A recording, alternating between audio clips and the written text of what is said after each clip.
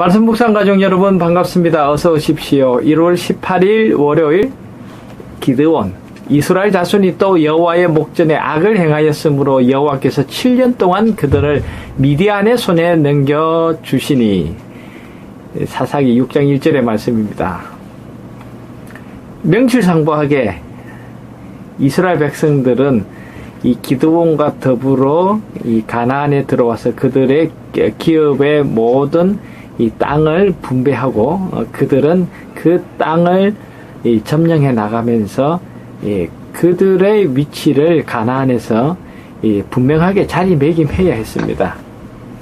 그렇지만 이 가나안의 그 칠족들의 가나안의 그 원주민, 즉 하나님을 섬기지 않는 그 이방인들의 영향력은 너무나 강력했습니다.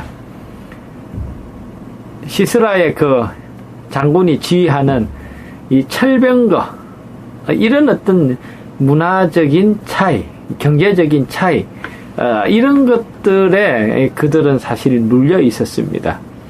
더군다나 그들은 신앙의 확신이 너무나 미약했기 때문에 하나님께서 이 드보라 선지자를 통해서 다볼산에서 그들을 위한 놀라운 승리를 일구어 주신 그 모든 이 하나님의 손길을 그들은 금방 잊어버리고 그들은 또다시 이 세상 가나안의 우상들을 섬기는 그들의 삶을 동경하면서 그들은 하나님을 쉽게 떠나버리고 맙니다. 드보라 이후 40년 동안 평화를 누렸지만 그 세월은 그들이 더더욱 하나님께로 가까이 나아가는 시간들이 아니라 그 안정된 시간, 세상을 동경하고 그들은 우상 숭배에 빠져들었습니다. 그때 하나님께서 사사기 6장 1절의 말씀처럼 이제 가나안 남부에서 미디안 족속을 통해서 이 가나안에 들어온 이 하나님의 백성들을 일깨우기 시작하셨습니다. 7년 동안 그들이 농사 지으면 추수할 때 이 미디안의 약탈자들이 그들의 모든 이 수확물을 빼앗아가는 그런 이 위기를 연거푸 겪고 있었습니다. 그래서 그 시대의 한 단면적인 모습이 이 요아스의 아들 기드온이 미디안 사람에게 정말 이 들키지 않고 이 곡식을 타작할 수 있도록 하기 위해서 포도주 틀에서 숨어서 타작하고 있었습니다. 여러분, 이 포도주 틀이라는 것은 이 땅을 좀 움푹하게 파서 반지하 형태와 같은 그런 형태로 작게 이루어졌는데, 이 사실은 통상 이 타작은 마당에서 하는 것이지 않습니까? 이 공개된 그 장소에서는 너무나 이 미디안의 약탈자들을 감당할 수 없으니 이 기드온은 숨어서 타작하는 그 모습을 보입니다. 참 이것은 뭡니까? 그 시대에 웅크리고 살아가고 있는 하나님의 백성들의 모습, 연약한 모습을 그대로 노출시키는 장면입니다. 7년 동안 연속적으로 농사를 지은 그 수확물을 빼앗기고 약탈당하는 이스라엘 사람들은 사실은 엄청난 이 고통 중에 있었습니다. 먹을 것이 없었습니다. 이 식량의 부족과 그리고 그들의 어떤 삶의 안정성을 그들은 잃어버리고 이 극심한 공경 가운데서 그들은 부르짖기 시작했습니다. 과거 수십 년 전에, 그죠? 40년 전에 이 드보라 선지자를 통해서 다볼산에서 극적인 그 야빈의 군대를 물리쳤던 그 승리를 생각하면서 하나님 앞에 부르짖기 시작합니다. 여러분, 이 출애굽 이후 가나안에 들어와서 400년의 그 역사가 사사시대라고 하지 않습니까? 여호수아 이후 그들은 계속적으로 이 반복되는 그들의 어떤 역사적인 실패, 그 속에서 그들은 조금 더 전진해서 나가지 못하는 이 답보 상태에 있습니다. 정말 통탄할 정도로 하나님을 무시하고 하나님을 멀리하고 하나님과 별개의 삶을 그들이 살다가 잘 안 되니까 하나님께 도움을 요청합니다. 어쩔 수 없는 상황 속에서.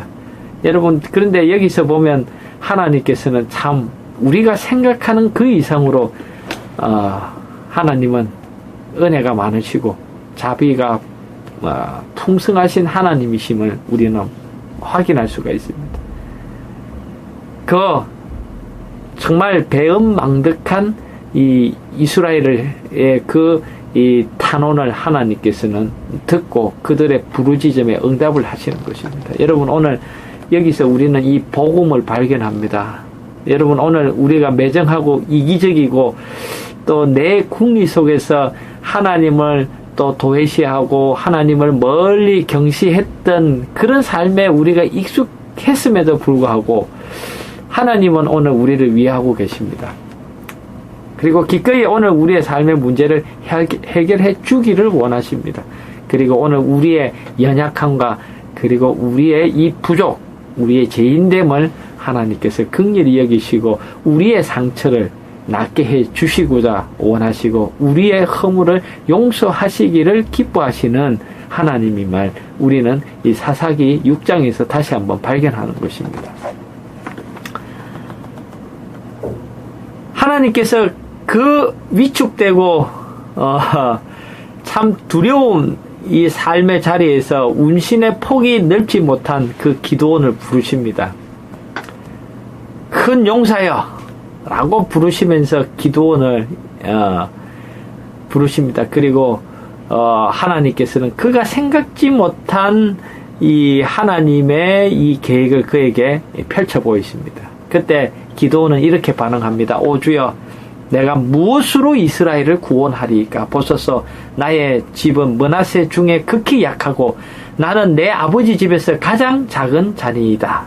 사사기 6장 15절에 기드온은 이 자신의 정말 부족과 연약함을 하나님의 그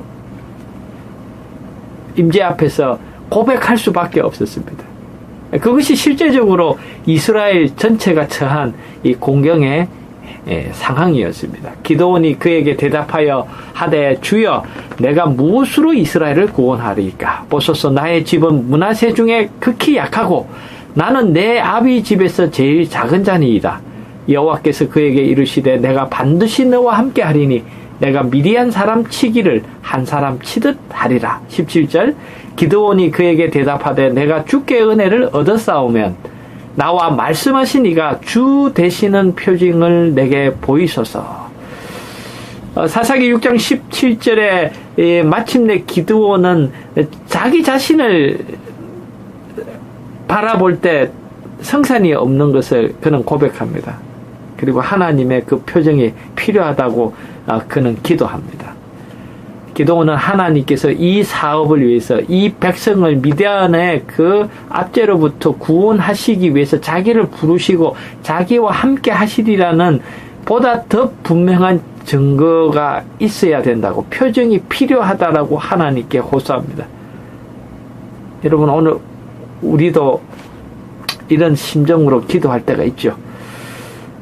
정말 하나님께서 나를 부르시는 줄 우리가 느끼고 있으면서도 선뜻 나 자신의 부족과 연약함 때문에 겸손이 아니라 정말 우리 자신이 연약한 존재임에 불과하기 때문에, 그것 때문에 하나님의 정말 우리를 도우시겠다는 그 하나님의 표징이 오늘 우리에게 절실할 때가 있죠. 기도는 그 유명한 요구를 합니다. 주께서 이미 말씀하신 것 같이 내 손으로 이스라엘을 구원하려 하시거든 보소서, 내가 양털 한 뭉치를 타작마당에 두리니 이슬이 양털에만 있고 사면 땅은 마르면 주께서 이미 말씀하신 것 같이 내 손으로 이스라엘을 구원하실 줄 내가 알겠나이다. 여러분, 사사기 6장의 36절부터 40절 사이에 기드온이 하나님께 정말 좀 하나님의 분명한 그 약속을 좀 이 사인을 달라고, 표징을 달라고 기도합니다. 이스라엘의 그 공경과 그리고 그 시대를 살아가는 기드온의 정말 객관적이고 현실적인 그의 연약함. 그래서 그에게는 더더욱 하나님의 임재의 확신이 절실했습니다. 왜냐하면 오늘 우리 주변에 나 자신을 포함한 우리 주변에 우리로서는 희망이 없기 때문입니다. 철저하게 하나님을 의존할 수밖에 없음을 그는 하나님 앞에 고백하는 그런 요청이었습니다. 이것은 이 믿음의 요청이었습니다. 우리는 사사기 7장에서 그 기도의 응답으로 나타난 하나님의 임재의 이 약속, 그 확신이 이 기도원을 통해서 하나님께서 어떠한 놀라운 일을 성취하시는지를 우리는 사사기 7장에서 우리는 다시 한번 읽게 되는 것입니다. 여러분들, 오늘 우리에게는 정말 기도원이 가졌던 겸손한 믿음의 자세가 필요합니다. 말씀 묵상 가정 여러분, 오늘 우리 자신은 어떻습니까? 물론 다 장점이 많으시고 능력도 있고 재능도 많으신 분들이 있을 것입니다. 그러나 참 살아가면서 더더욱 느끼는 것은 저 자신의 연약함, 그리고 저의 결점들, 때로는 그것이 용기를 꺾을 때가 많습니다. 변명이 아니라 이 기도원은 이 자신을 하나님 앞에 있는 그대로를 고백하기를 원했습니다. 그래서 하나님, 저는 가장 작은 자입니다. 저는 연약한 사람입니다. 저는 결점이 많은 사람입니다. 라고 고백할 수밖에 없었습니다. 그래서 그 자기를 하나님 앞에 낮추고 인정하는, 자신의 무력함을 인정하는 그는 겸손한 믿음의 요구를 하나님께 올립니다. 하나님, 이런 저라도 하나님께서 쓰실만 하신다는, 쓰실만 하시거든 그 은총의 표정을 좀 보여주십시오. 그래서 양털 얘기가 나오죠. 여기만 졌고 여기는 마르고, 또 반대로 뭐예요? 땅은 이슬이 졌고 양털은 뽀송뽀송하게 해주십시오. 하나님께서는 이 겸손한 믿음의 요구에 역정을 내지 않으시고 이 연약한 기도원, 허점이 많고 죄인인 허물 많은 그를 들어서 사용하시고자 하나님께서 그에게 은혜를 주십니다. 여러분, 때로는 오늘 우리가 이기적인 불신의 요구로서 때로는 우리의 욕심을 충족하고 우리 자신을 변명하고 우리의 허물을 핑계하는 기회로 삼을 때가 있죠. 여러분, 그것이 아니라 이 기도원과 같은 겸손한 믿음의 요구로 하나님의 은혜를 갈망하는 우리 모두가 되길 간절히 바랍니다. 예수님 시대 유대인들은 예수님께 자주 요구했습니다. 당신이 정말 하늘로서 온 하나님의 아들이라면 그 증거와 표적을 보여달라고 여러 번 예수님께 요구합니다. 그때마다 예수님께서는 너희에게 보일 표적은 이거밖에 없다. 요나의 표적 외에는 내가 보여줄 것이 없다라고 말씀하셨습니다.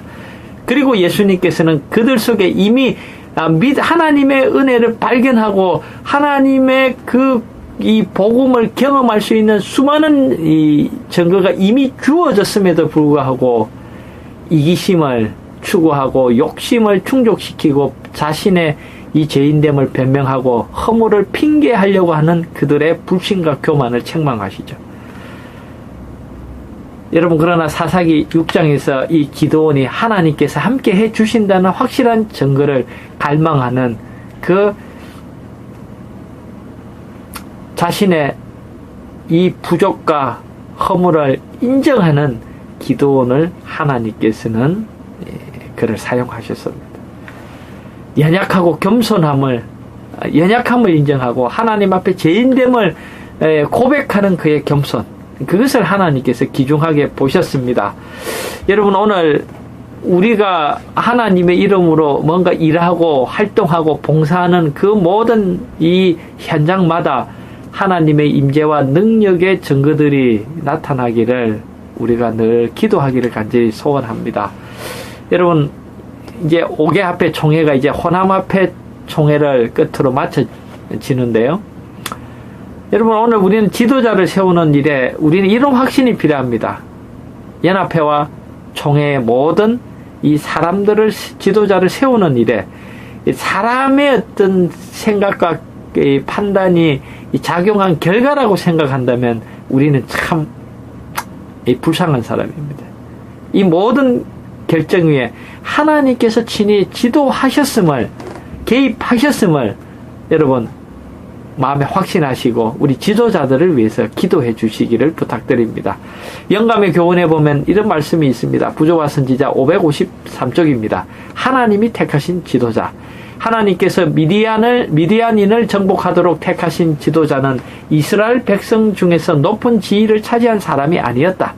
그는 관원도 제사장도 레인도 아니었다. 그는 스스로 그 아버지 집에서 가장 작은 자라고 생각한 사람이었다. 그러나 하나님은 그를 용기와 성실의 사람으로 보셨다. 아멘. 그는 자신을 불신하고 여호와의 지도를 따르고자 하였다. 하나님은 항상 당신의 사업을 위해 가장 큰 재능을 가진 자를 택하지 않으시고 당신께서 가장 유용하게 사용할 자를 택하신다. 아멘, 아멘, 아멘.